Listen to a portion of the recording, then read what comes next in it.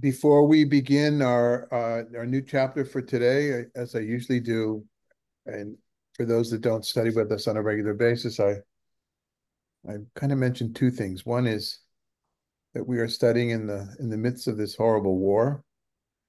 Things got even more complicated in the last 48 hours. Um, and and it seems that any kind of solution is further than ever, but who knows? So we keep that in mind as we study, and we try to draw and mine from our ancient traditions some sort of wisdom, some sort of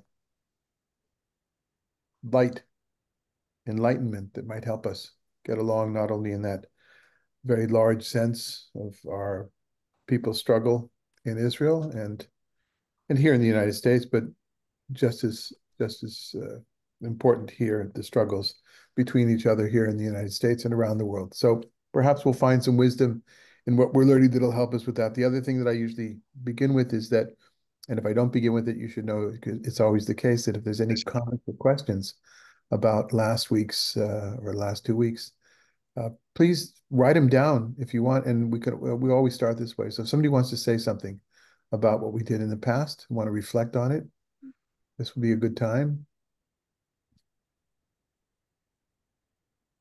Okay. All right then. So let's start Proverbs 2, chapter 2. Um,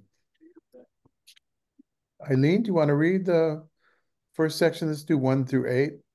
And Sure. then people feel, I mean, I don't know if you're doing it if you're doing it on screen, it's harder, but if you printed this out and you got a pen, then circle the things, underline the words that you'd like to talk about or ask or yeah.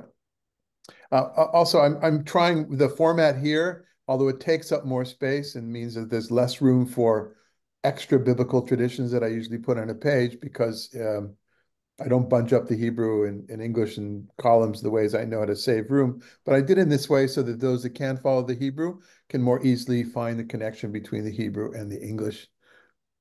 Go ahead, Eileen. My son, if you accept my words and treasure up my commandments, if you make your ear attentive to wisdom and your mind open to discernment, if you call to understanding and cry aloud to discernment, if you seek it as you do silver and search for it as for treasures, then you will understand the fear of the Lord and obtain knowledge of God. For for the Lord grants wisdom, knowledge, and discernment are by his decree. He reserves ability for the upright and is a shield for those who live blamelessly, guarding the paths of justice, protecting the way of those loyal to him. Hey, initial reactions or comments? I mean, one way to do, I think the way that I would suggest we do this is first of all, what's the impression that we get, the overall impression, the feeling we have after reading this first paragraph, this first literary unit, and then we can ask about specifics. Of course, if there are no questions, I have lots that I'd like to say. So Eileen, do you want to start with that since you read? Well, it sounds like it's a teacher, um, a respected member of the community speaking to us, speaking to my son. But Um, although you said to us, so you mean is well, my son in a metaphor for us? I believe so. Yeah. Right. So I mean, go ahead. it's if you listen to my words, if you treasure my commandments, if you're open to understanding and judge wisely, if you look for truth as you would for riches, then you will attain knowledge of God and follow in the paths of justice. It's pretty straightforward to me. I don't know. No, very much so. But from a literary point of view, the metaphor is the father and son, Right. and we saw that beforehand in the first chapter. But and while there's two ways that traditional commentaries went, or different commentaries went. One way was to say, "Oh yeah, this is Solomon speaking to David." That's a very, very literal kind of reading. That would be that might even be, we might even call it a fundamentalist type of reading. I've been dealing with somebody, and some of you know, in the last week or so, two people um, who are very not nuanced, non-nuanced, not sophisticated, maybe I could say I hope in not a too haughty way about how to read text. Um, in that, yeah, that one way was that. The other way is that this comes from the Sitz im Leben, the setting in life of fathers teaching their sons wisdom. That's why it's worded this way. But I actually preferred to see it as Eileen offered here as this is a metaphor for us. I mean, all of us are reading the wisdom shared with all of us. So that's one kind of a general statement. Les, and then I think Ella wants to say something, but Les, go ahead. So it's sort of bilaterally transactional in that it says that if you are attentive to these issues, then you are acceptable to God. But it also says that you have to accept God and obey God in order to live a good life. Right. So transactional, although we don't have the flip side of this as you have like in the two places in the Torah that talk about the blessing and the curse.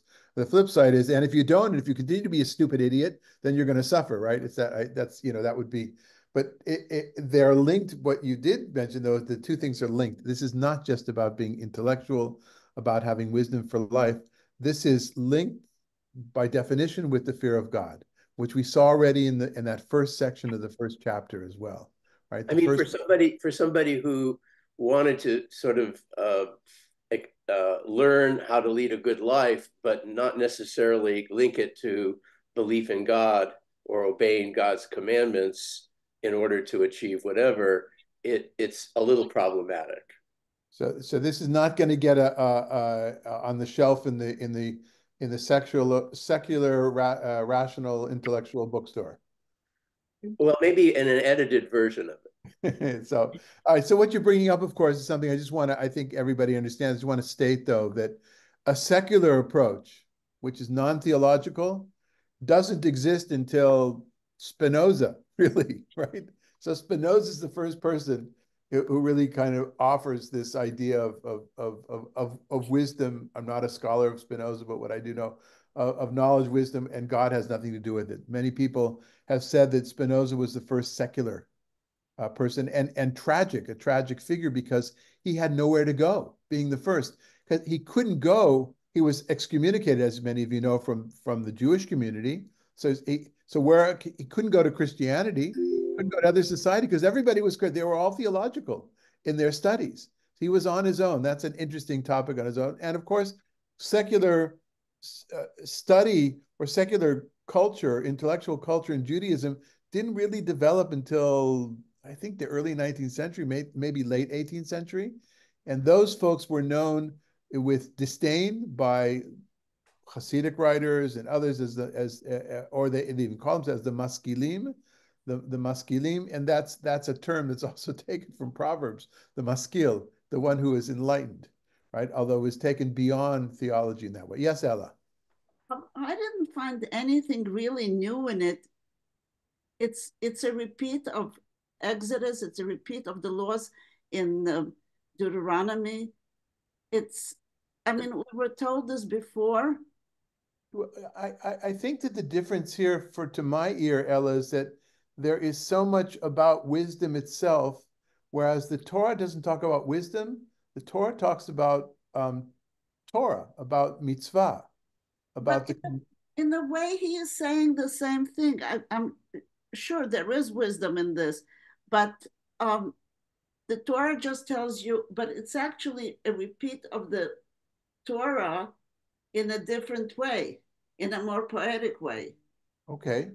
Perhaps we might see this as an early form of midrash. Yeah. Okay, good.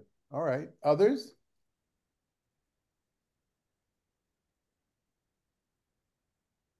Okay, so that's on the macro level. Let's go down to the micro here. All right, we started with B'ni, or are there questions about certain words somebody wants to? No, I think it's beautiful poetry. I'm reading it in Hebrew and it's just. Okay, so let's take the first line, Ella. The first line has has something that is translated in a strange or a unique way, an interesting way. I don't mean strange in that I'm not assigning a value to it or a judgment to it. But the word at the end, titzpon itach, right? These things, these words, accepting my words and these commandments, titzpon itach, from the root tzadi pei nun, which gives us, of course, tzafon, the north, because I think the north was distant and out of sight. It's Dorton Yenim. It's like when we say, and whatever we say, we go everywhere today. So it's not the moon, right? Mars. It's a distant place, but when it's used in this way, and it's going to be used towards the end of this poem as well, that same root, it means to store or to treasure up. So, and treasure up, I don't think I've said, yeah, I guess you say I treasure your love, right? So treasure up is to create a treasure. And remember, we had last week also, wisdom was symbolized by jewelry. There'll be silver and gold and jewelry and things that are identified with treasure. So again, this in and out of the metaphorical world, to say the things that the Torah said in a much more prosaic way. Okay. So then we have in the second line, it says, and your mind open to discernment. What if I was to ask you, Ella, what's the word for mind in Hebrew? You'd probably say nefesh. No. You'd probably say moach. No. Matzpun. Or not moach. Well, moach is brain. Well, moach is the brain, the actual brain, but it's also what's happening in your moach, which is mind and brain are interchangeable in many things. But here, the Hebrew is tatel libcha, turn your heart, bend your heart towards.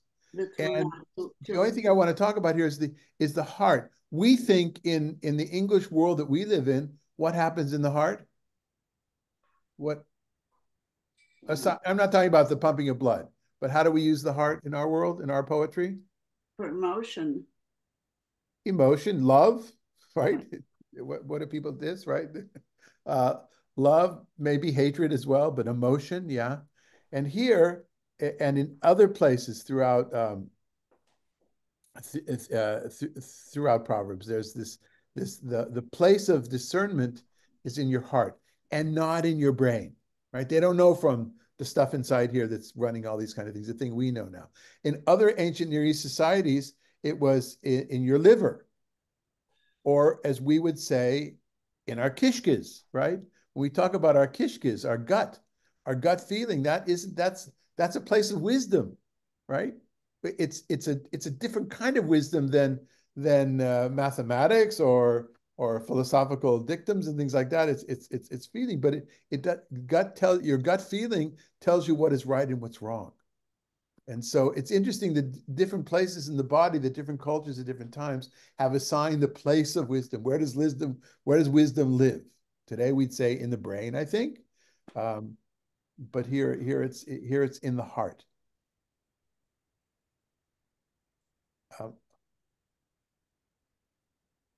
All right.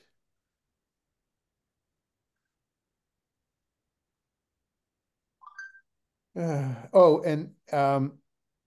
right, and the place of the wisdom being in the heart is directly from Egyptian wisdom literature, which precedes this, we talked about beforehand. So that's so let's look at the same verse that is in Hebrew. Ki'im lebina tikra, latvuna titen kolecha. If you call to understanding, im is if you call to understanding and cry aloud discernment. So that word if can be read in a different way, a play on words. So Les, if you'd like to read from us, I hope you got the second sheet, the sheet that has the Talmud brachot. After this section, sorry, I changed augmented the sheet. Where is it? I don't have it. Yeah, Les, do you have the Babylonian Talmud Brachot at the bottom of this? Yes. Yeah, could you read that? Okay. One who dreams, that part? Mm-hmm. Okay, one who dreams that he had relations with his mother, I guess that's a Aim. aim. Yeah. Oh, okay. Should anticipate attaining understanding, as it is stated, yea, if you call for understanding. One who dreams that he had. Go ahead, read the rest, and then we'll go back. Yeah, go ahead. One who dreams that he had relations with the betrothed young woman should anticipate Torah, as it is stated, Moses commanded us Torah, an inheritance, Morasha of the congregation of Jacob. Do not read it as Morasha, rather read it as Meorasa, betrothed. One who dreams he had relations with his sister should anticipate wisdom, as it is stated, say unto wisdom, you are my sister. One who dreams he had relations with a married woman is assured that he is one who has a place in the world to come. However, this only applies in the case where he did not know her and was not thinking about her that evening. And you thought the rabbi sat around and only talked Jewish law. Right. So this is from the rabbinic fantasy, or maybe even rabbinic pulp fiction. This wisdom. And this is in a section that we didn't get to this part, but we got when we studied last summer the tractate of Brachot. In that chapter. There's what's called Sefer Halamot, the book of dreams, which is a fascinating topic. How this whole section about dreams dropped into the Babylonian Talmud. But here I gave these four examples. The first one it has to do with our particular text, and it's a wordplay, very typical to Midrash. Does this add meaning to what we wanted to say? I don't think so. I don't think it helps us understand the book of Proverbs, but it does help us understand how Proverbs were used in biblical literature. And that's one of the goals of my class, that I kind of said last week, that I want to take a look at Midrash Mishlei as a corpus when I find something to illustrate what I think is characteristic of that particular book from the second half of the first millennium of the Common Era. This is from the Babylonian Talmud. So this is a tradition from the first half. I'm going to just be rough-edged about it. The first half of the first millennium. And it's taken out of context, which Midrash always often does. Takes a text out of context, places it into a new context, and in doing that, utilizes play on words and create a whole meaning. So the word says in Hebrew, the way that we have it vocalized, im, if, but if you change the vowels, the same consonants give you the word em, which is mother, like ima. Ima is the fuller form, em. And of course, the verse has nothing to do with dreaming of your mother. And then you also, it's interesting, I hadn't thought of that the way you read it originally at the beginning, Les, is you thought it was like me saying, right? Really? No, so yeah, I would have put it in Hebrew letters. Perhaps that would have helped out. But yeah, it's kind of gross, right? The whole thing is gross. But then you see that this is where their minds are at, because that's what people dream.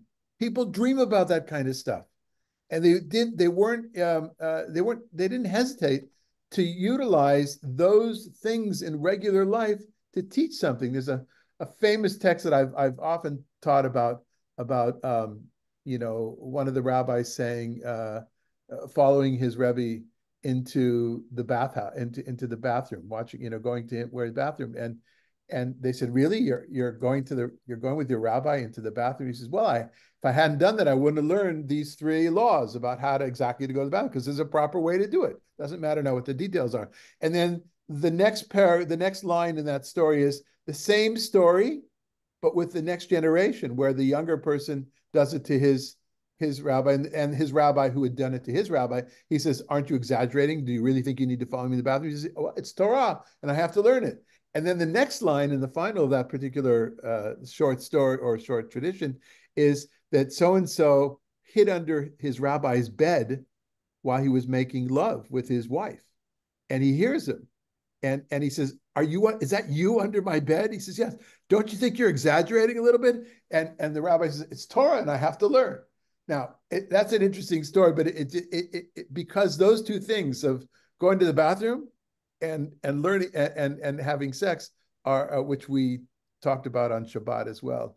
Did Freud ever refer to this Babylonian Talmud section? No, you know, I looked into that. Freud wasn't a terribly engaged Jew. I know people like to talk about Freud as being one of the Jewish, but Freud has a book on Moses, and that's kind of a famous book. But when I looked into it years ago, when I started to, I'd read it when I was at Hebrew University, I'd read a biography of Freud. So I was looking. I didn't really see much input. So I don't think so, but I am sure there are those, you know, I can't find it is the story. That's my greatest excuse that I always give you guys. One of my friends wrote a book, his doctoral dissertation, Chaim Weiss, wrote a book on that section of the Babylonian Talmud. And it has really serious footnotes about everything. And I read it years ago. I was in Tel Aviv, so this is 15 years ago, at least. And I would imagine he has references to Freud and that kind of thing as well. There's a lot of Sukkot, but a lot of this predates the novel ideas that Freud brought into the world, which weren't known. And yet, this is something that's sleeping with your mother, but that's known from, you know, Oedipus, right? That's not a new thing talked about. Anyway, so yeah, but this precedes Oedipus. No, not at all. When was Oedipus written? Oedipus is before the Common Era. It's BCE. It was written then? I think so. Yeah. I'm trying to remember who wrote it. Maybe I'm just thinking of Shakespeare's rewriting of it. But no. Somebody will look it up now. Oedipus. Yes, it's Greek. It must be Greek, so it must be. Yes. Yeah, one of you will look it up now. But yeah. So whether Oedipus is older than the Book of Proverbs, I don't know. Probably yes, but this isn't what the Book of Proverbs is talking about. It's what the rabbis who are living much later, right? These particular rabbis. Okay. So I guess what I wanted to show was how different that's the playing field, and I mean no disrespect. The playing field, the arena in which the rabbis weave their wisdom is on the biblical text. Now, I'm not saying anything new. I think everybody knows that here, but this is a particularly one might even say twisted way of doing it, right? Or certainly creative way of reaching this particular lesson. Okay. I think there's a difference between morasha and morasa. I mean, that's kind of stretching it. No, it's all stretching it. All of it, wordplay is always stretching it. The question is, how much are you stretching it, right? So morasa, and morasha, the differences between the sa and the sha is not a great stretch. But you get this all the time. And the later you get in rabbinic literature, the more stretched it gets. I find some Hasidic vortlach sometimes are pretty stretched, right? But yeah, it is stretching it. But that's midrash. That's one of the I always get giggles from when I'm at Tezeh and I'm teaching the brothers something from midrash that does these kind of wordplay things, or they just think it's hysterical. I love it. They're because the church fathers had nowhere near as much sense of humor. So, I'm overgeneralizing. I shouldn't do that. Okay. All right. What else we got, folks? Continue. Oh, you want to continue? Okay, just to say, we'll just talk about the second to last line uses that same root, tzadi pei nun. Yitzpan, it's in brackets there, not that's the correct reading. And that it's translated as he reserves the ability. So the same text the same word that was translated, same root was translated, and treasure up is translated here, and reserves. And of course, reserved, watched over, treasured up. But this is part of the biblical poetry, using these key words at the beginning of the poem, at the end of the poem, towards the end of the poem. The words that are used in the next verse as well, linsor and lishmor, that is guarding and protecting, can be used are used for silver and gold and treasure as well. So this whole interlacing of the words, the nouns, the verbs comes together. And then finally, what I wanted to say is in the second to the last line, you'll see a word which is in bold, laisharim, laisharim, to the straight ones. Here it is, to the upright, for the upright. That less is the same root as mesharim, the word that we talked about so much last week. So the yisharim, the straight ones, the ones who are on the right path, they are to bring about mesharim, a level playing field in the world. Again, all this is part of the genius of the poetics here, I think. Rabbi Malka, do you have any wisdom for us here? No. Okay, you usually have some, but I'm sure something cooking in the back of your heart, in the back of your heart, something's cooking. Okay, all right. Rabbi, Yeah, is Mer Sharim, that's a community, isn't it also in Israel, ultra Orthodox?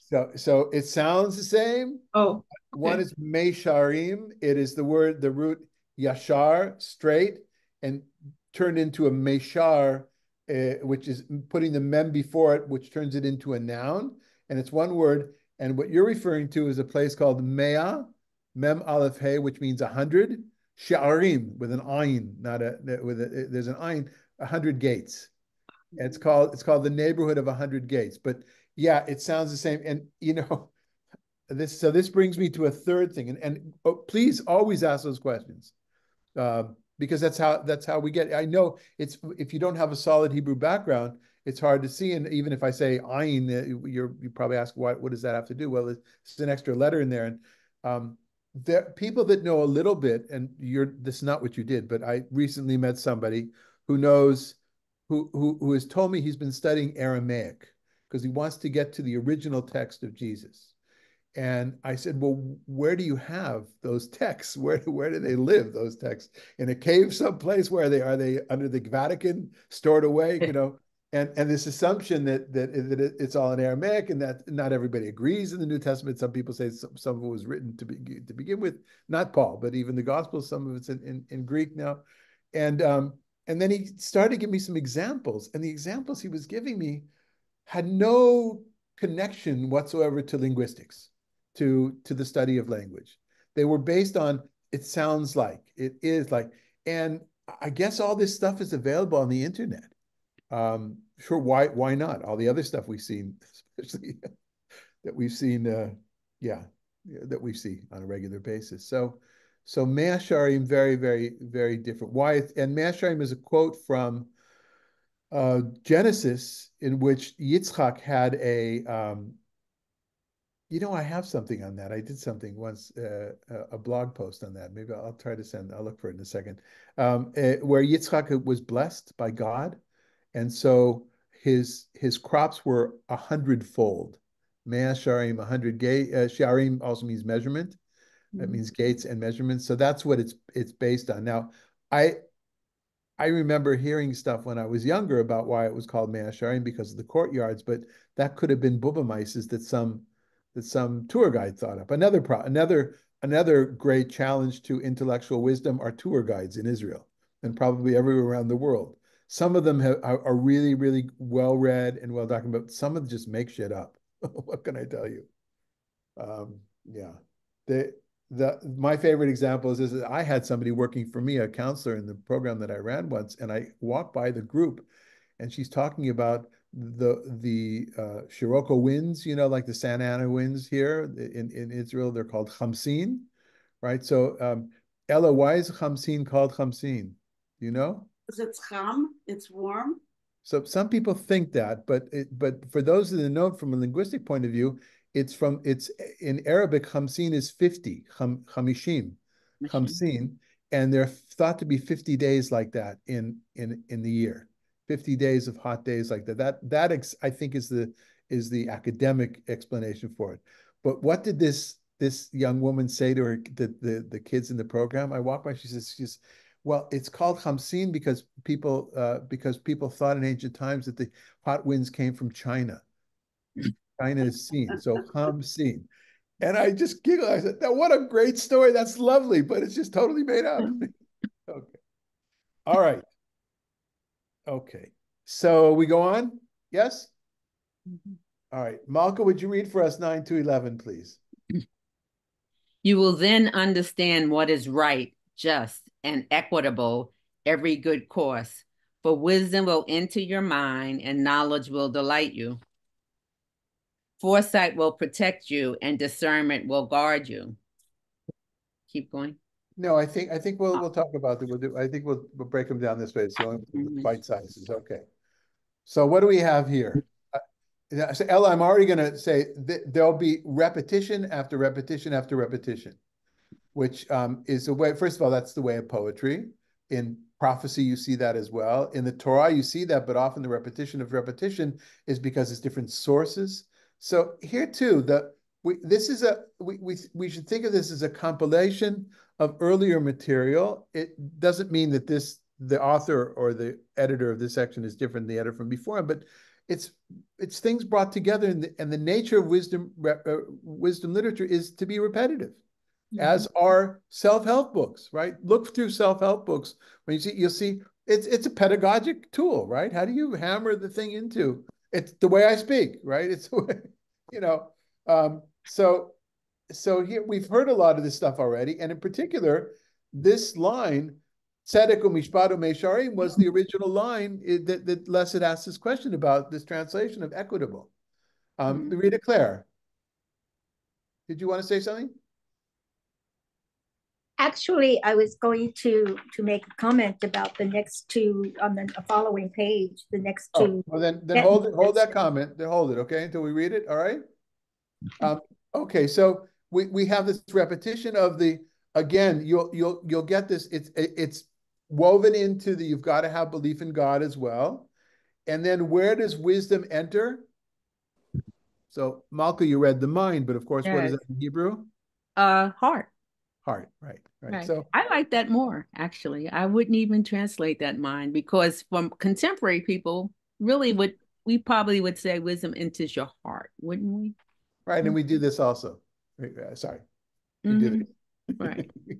Yeah, it is kind of I don't know that people in the 60s spoke that way, or in the 50s. But from the 70s, it feels, maybe, I don't know. What do I know? I was a kid then, but yeah, people, there is something yeah. Because in the mind, it makes it seem philosophical and analytical. And real wisdom probably, it's probably a combination, but I think that you feel it more than you think it. Well, then I'll go from the heart to the kishkis. That's where real wisdom is from my point of view. Right. By the way, that's one of my many. I can write a book about 99 excuses not to lose weight. That was why I once started a list, and that was one of them. If I lose weight, I won't have the amount of wisdom. I mean, the kishkas are gonna shrink. You got to keep the kishkas, Okay. So what are rabbis all heavy? No, I'm just talking about myself. I don't care. No, I'm thinking ancient rabbis, were they known for their or maybe their hearts were just bigger. Yeah. Okay. Okay. Anything else on this? An interesting thing, and again, folks, give me feedback. If you don't have to do it in front of everybody, you can, but if it's too much, I know that a lot of people here are not well versed in the Hebrew, but some are. Is that first word in the third line, mizimah? When you hear the word mizimah, do you think of something, Ella or Malka? Mizimah is like something to look. No, I can't think of the English word. It's something to look forward to. In other words, something that I have an object in mind to go to or something. So it very, very often in modern Hebrew, it's used in a negative way. A mizimah, they had a plot too. They had we got some sound problems here. Okay, that seemed to do it. Sorry, Ella. The mizimah is something you're plotting to do. You've got this plan, you're hatching something. In that way, you're right. It's something in the future. But and the root zamam or zima, zima is definitely negative in modern Hebrew. But adim zomamim are the witnesses who are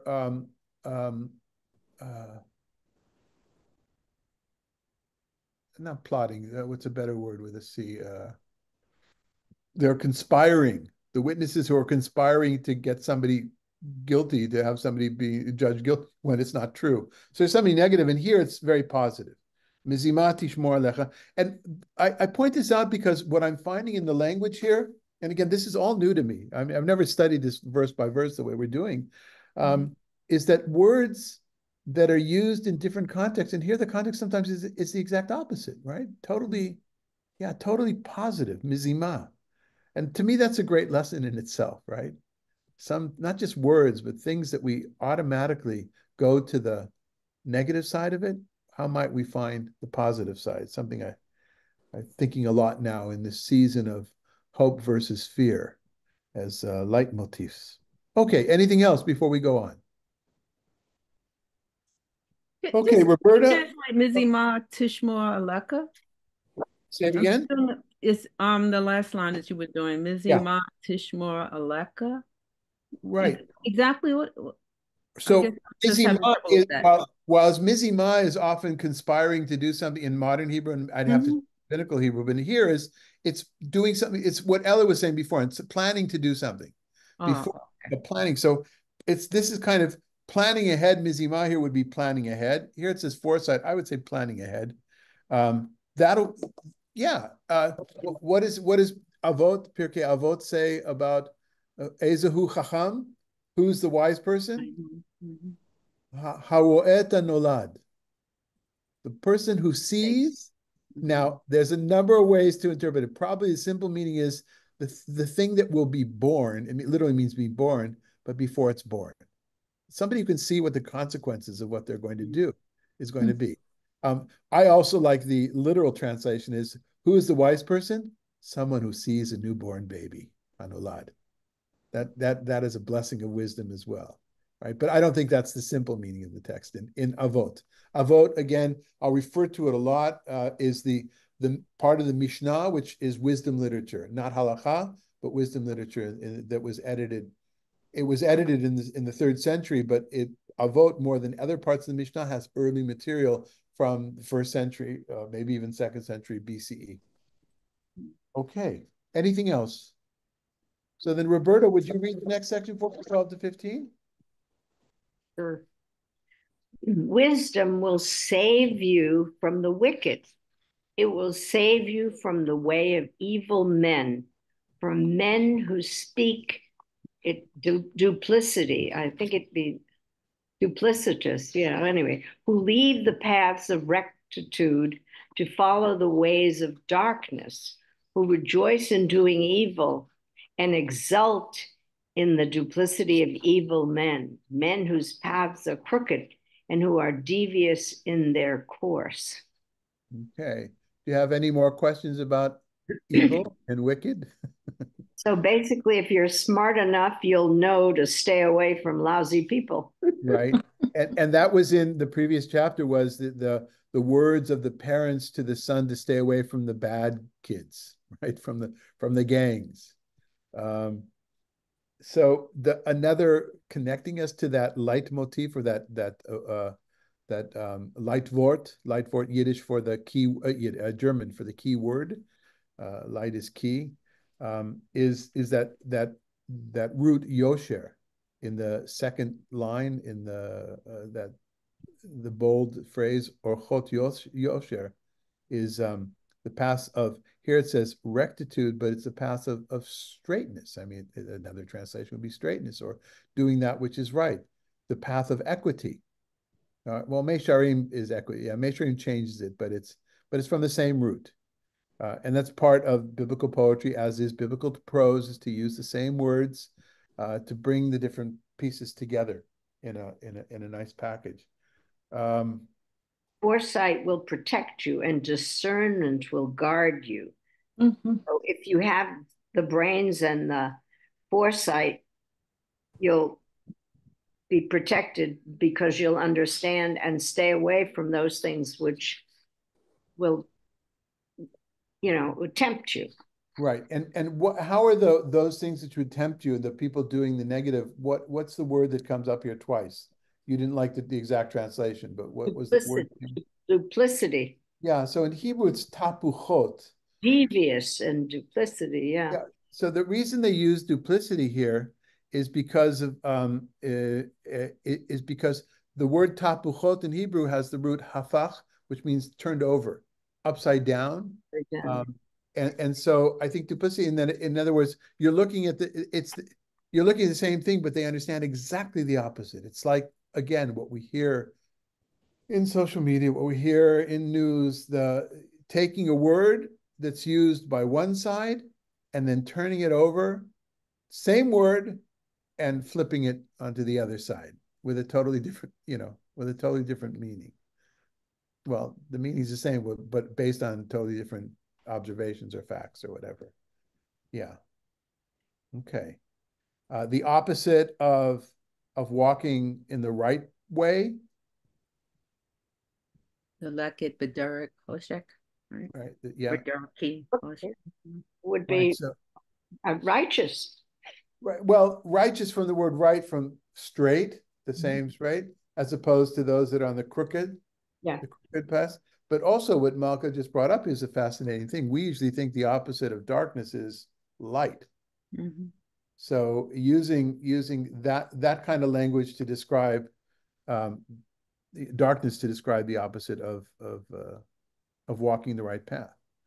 And so all this is a benefit of wisdom. So if the previous section, the first section was about gaining wisdom, how do you gain it? And fear of God is part of it.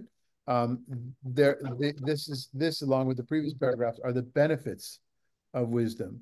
And now comes another benefit, which is going to open up a very tricky topic that we're going to revisit from time to time, because it comes up quite a bit in the book of Proverbs in different aspects, different ways. Okay, so Rita Claire, do you want to read 16 to 19 for us? Wisdom will save you from wicked women. It will save you from the forbidden woman, from the alien woman whose talk is smooth, who forsakes the companion of her youth and disregards the covenant of her God. Her house sinks down to death, and her course leads to the shades. Who will go to her cannot return and find again the paths of life.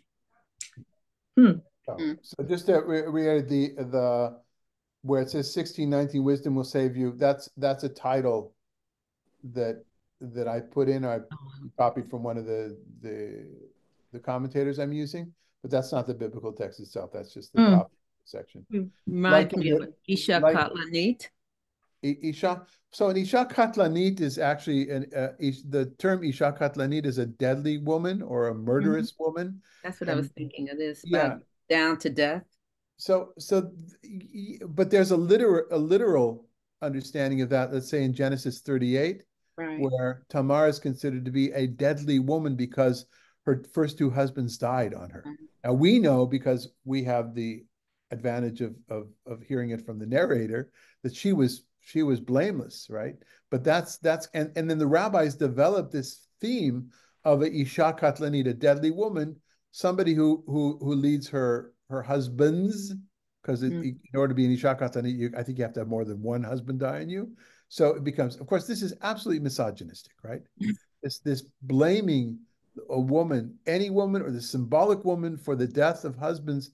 While that might be the case, I would imagine the history of humanity, there are far more women who died at the hands of their husbands than husbands that died at the hands of their wives. That would be my guess, but I think an educated guess. So what we have here is utilizing the character of the Dmut. Dmut Haisha is not character. A better word would be the image. Yeah, the image. Thank you. The image of a woman as something inherently, it's as a metaphor for evil, for something wicked, for the wrong path.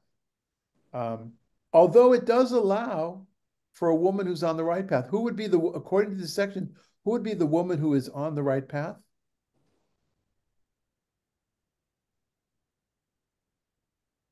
The one who doesn't forsake the companion of her youth, right? The one who stays true. I think again, there's a symbolic there's a literal level of this, but it's symbolic language, and it's not always easy, as we've seen here. We see also in the Gospel according to John. It's not, you can't say, well, that's the metaphor and this is the explanation of it. It's not, they run into each other. In prophetic literature, that happens as well. Is the reference to covenant of her God, is it referring to Adonai, or if she weren't a Hebrew, whatever her God was? It's referring to the God of Israel. So that's an example of how the metaphor runs into the explanation, the symbol runs into the meaning runs into the symbol, is that you think it's talking about a woman, but it's really not talking about a woman. How do we know? Because that woman, that quote woman, unquote woman, is she disregards the covenant of God. Well, that's the covenant of God doesn't apply just to women, it applies to everybody. So it's kind of it's almost like saying, when you start to screw up, when you start to disregard wisdom, you're letting the woman in you get out. That's about how bad this is. I'm aware of how bad.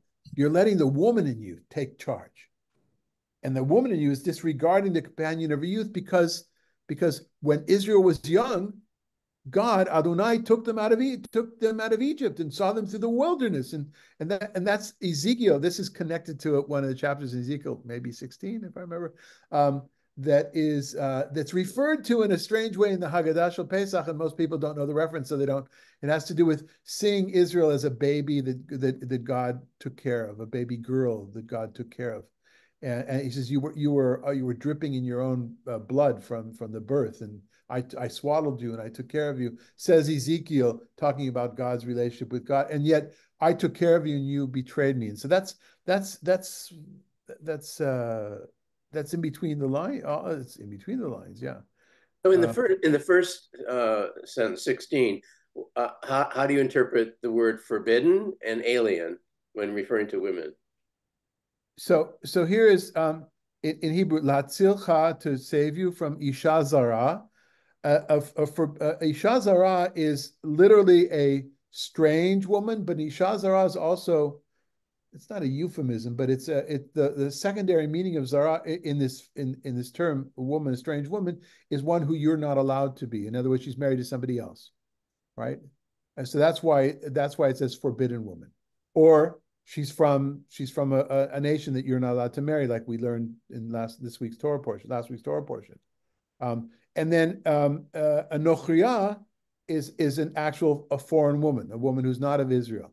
So it's kind of like the literalist would say, well, this is kind of what happened to Solomon himself. Solomon, the end of his kingdom, the end of his term as king was a disaster, because he married all these foreign women, these women who he wasn't allowed to marry, and he built temples for them and he followed in their paths. That would be on the literalist kind of a thing. But seeing it in symbolic poetic language, it's using the idea of the temptress, right? That I'm going to be derogatory in my language as well, but I'm telling you right now, warning, that's not how I speak. But he was seduced by the shiksa. The shiksa seduced him, right? Got him to eat not kosher. He doesn't keep Shabbos anymore. This kind of, Philip Roth kind of a description of somebody who grew up to it and lost it all, and blaming the woman for it. Yes, Roberta. It also says all you who go to her cannot return and find again the paths of life. Once you've done this, you are doomed forever to be in this forbidden woman and sinking down to death. That's a pretty awful thought, that you can never, if you made a mistake, you can't make up for it. Right, says Roberta, in the spirit of Chodesh Elul, in the month of Elul, 4 weeks before Rosh Hashanah, whatever it is before Rosh Hashanah, and we're supposed to be doing tshuva, right? If you take the option of tshuva out, then why would anybody do anything? Just hell, forget it. I'll just do whatever I want. You're absolutely right, but this, of course, is hyperbole. It's exaggerated language to try to teach a lesson, and you see that here. We saw that in again, maybe I shouldn't refer to, but in the text in Acts as well, we saw that same idea that, it's as if the people that are not going the right way, they're doomed to hell. They're forever doomed. Yeah, no. So this, again, not everything in the Hebrew Bible, in fact, most things don't line up with a unified message of what we believe. Judaism believes in tshuva in this way, although there are some exceptions, Roberta. So for instance, the Mishnah says that, for things between you and God, you can stop doing. In other words, you do tshuva on the fact that you're back on the right path. You ask for forgiveness, and certain things, that's enough. Certain things it takes Yom Kippur for you to get atoned for, but certain things, and by the way, and with a sin between you and another person, of course, you've got to rectify that, actually rectify it. But there are certain things for which you are only atoned for in death. Chilul Hashem, the desecration of God's name publicly, which of course is up for grabs. Who wants to, just the other day, somebody said, that's what I'm doing by being part of J Street, signing on a letter that what I'm doing is Chilul Hashem.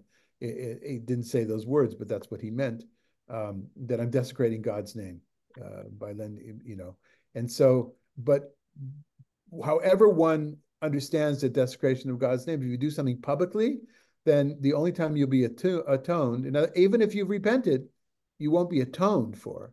In other words, your soul will not reach balance until death. So if you take a book that has God's name and don't put it in a Geniza, are you doomed? Are you desecrating God's name and doomed? No, I think yeah, my answer to that. I think I'd say that if you throw a book away in the trash in the landfill as opposed to putting into the recycling, you're dooming all of us, right? And you can't do the 12 steps to come and make ask for forgiveness. Yeah, and that's the greatness of the 12-step program, of course, is it allows for even somebody who is sober for years and then they mess up, right? They slip and they mess up and they're there. I've been there. I've been in a meeting where somebody tells you, they open and they say, and I messed up with it. Then people will hug them and encourage, well, let's help you get back on. And nobody says, at least in those rooms, right? Nobody says, well, you're forget it. We don't want to see you anymore. Of course, that happens when somebody's abusive, but so there, yeah, that's the greatness. And some people kind of think that might be more of a Christian idea. God will forgive you no matter what you do, as long as you come to God and believe in Jesus in that way. I think that's an oversimplification, and that's not in the types of Christianity that I come into contact with on a day-to-day basis with my colleagues and friends here in Palm Springs, but it's certainly there, and yeah, Judaism has a hard side to it, which is based on texts like this as well. Yes. Anything else? One other thing, I'm always thinking that something, if it's there, then it's not extraneous. And I said, Barit, et Barit Eloheha. Why is it her God and just not the covenant? Okay, because so it could just be, I was looking at it just for parallelism, because it's her youth. But then I said, why did they make a point to say her God? Why couldn't they just say covenant? Barit. Yeah. I think it's to emphasize the herness of it. This whole section is about herness and how the hymns need to be careful of their hernesses. How's that for slaughtering the English language? That's good, because I would have said either just Brit, or I would have said the covenant our God. I don't know. I thought maybe there was some significance why it was just her God. Okay, Harold, do you want to read Rashi on this section just so we get a feeling for, that what Rashi understood? There was a challenge in using the character or the image of a woman here. Right. To save you from a strange woman, from the assembly of idolatry, apostasy, which is sectarianism. It cannot be said that he spoke only of the actual adulteress, for what is the praise of the Torah that he says here to save you from a strange woman and not from any other sin? Rather, this is the casting off of the yoke of all the commandments. Right. So utilizing the image of a woman to be the epitome, right? The symbol for all of casting off the yoke. And based on a certain type of human behavior amongst a certain percentage of male human beings that act stupid when or do things that they wouldn't do otherwise because of their sexual fantasies and attractions, etc. Okay, let's finish off with the last section. Susie, you want to read 2022?